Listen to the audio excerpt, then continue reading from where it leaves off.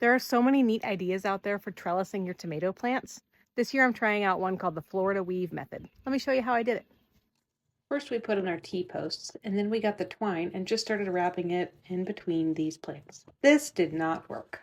Regardless of my trellising method, I always prefer to prune up the bottom 6 inches or so of my tomato plants before trellising them in any manner. And with the Florida weave, this is no different.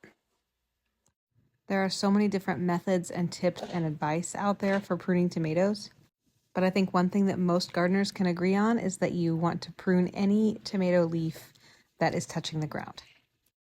You'll notice too on those leaves I chose to keep, I did remove the suckers. So now you can see the pruning is done and I have a clear path to go ahead and apply my twine. The Florida weave method is pretty simple. You tie your twine around the T-post and then weave it back and forth among your tomato plants.